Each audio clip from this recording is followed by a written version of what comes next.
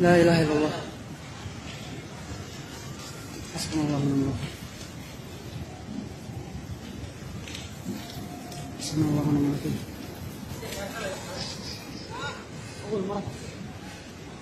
حسبنا الله ونعم الوكيل. حسبنا الله ونعم الوكيل. المنازل دمرت. لا إله إلا الله. لا إله إلا الله.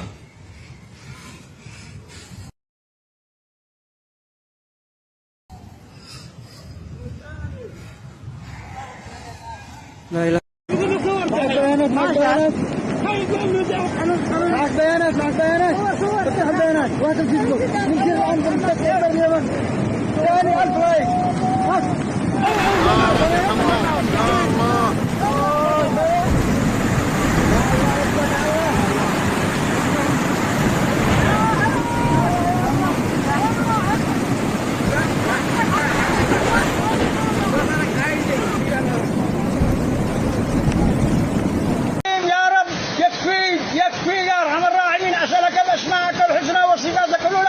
خمسات مطر.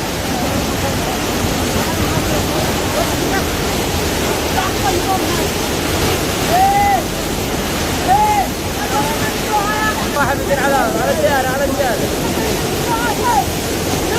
السلام عليكم ورحمة الله وبركاته، حياكم الله متابعي الكرام. فيضانات جارفة هي الأسوأ منذ عدة سنوات في اليمن في الحديدة، وحجها ما ألحق أضرار فادحة بمعظم مديريات المحافظة. الوضع كارثي جدا، ما أغرق مناطق واسعة في معظم مديريات المحافظة الساحلية بما فيها مركز المحافظة، وتسبب أضرار كبيرة في المنازل والممتلكات والأراضي الزراعية. وأفاد المصادر أن السيول والأمطار أغرقت العديد من الأحياء في مديرية المحافظة بأكملها، ومنها حالة الرماد في مديرية المنصورية بالكامل، كما شملت الأمطار والفيضانات مديرية الحديدة والجراحي وزبيد وبيت الفقيه ووادي سحام ورماع. وقد دخلت السيول العديد من المناطق وجرفت معها العديد من المواشي والمنازل.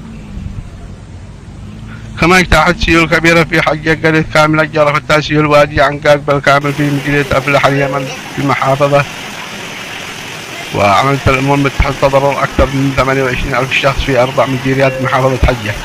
وفي الحديدة هي الأسوأ أكثر تضررا على الإطلاق، ولم تصدر حتى الآن أي إحصائيات رسمية بشأن الخسائر في الأرواح أو الممتلكات المادية جراء الأمطار الغزيرة والفيضانات.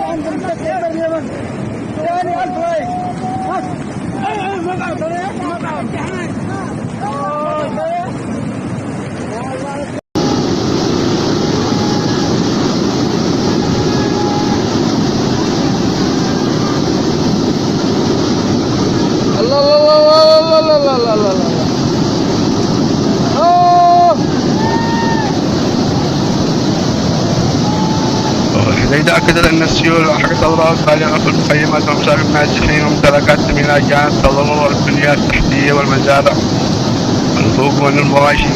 الحديدة الدفاع المدني والجهات المختصة تنتشر لإحصاء أضرار مع استمرار هطول الأمطار الغزيرة وغير مسبوقة على محافظة الحديدة.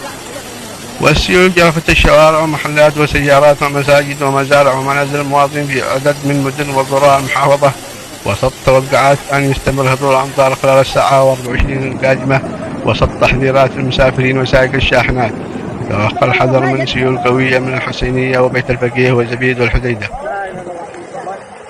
مرة في التاريخ يحصل مثل ذي، دعد الزعم بكرة تخور ودبابو باهي والله الله بس الناس. ودعت الوحدة التنفيذية للشركاء المحليين والدوليين ورجال المال والأعمال والسياسة الخيرية إلى سرعة إيقاف المتضررين من الأمطار الغزيرة، مؤكدة أن وضع كارثي يتطلب تدخل عاجل وشامل لمواجهة التداعيات وتخفيف معاناة النازحين والمتضررين.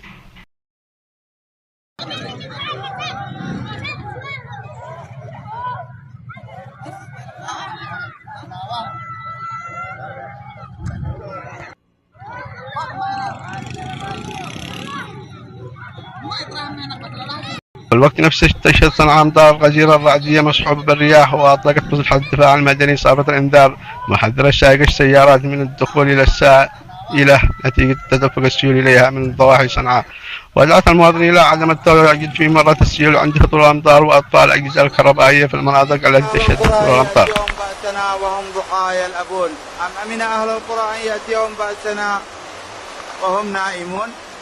هذه بيتها عبزوها ولا يأمن مكر الله إلا القوم الخاسرون.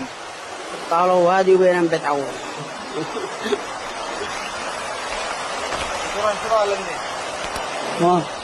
هذا منزل أبو كلها هذا لقد تهدم جميعا.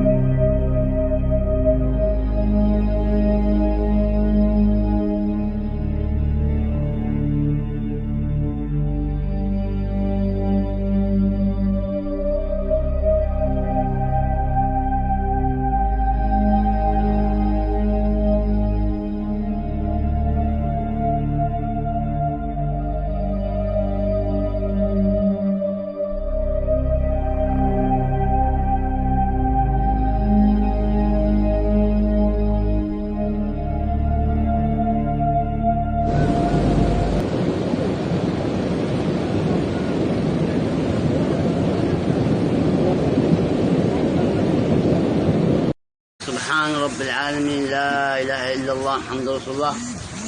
من العصر لا الآن مطر، اللهم امحق هذا المطر، انصر أخواننا في غزة.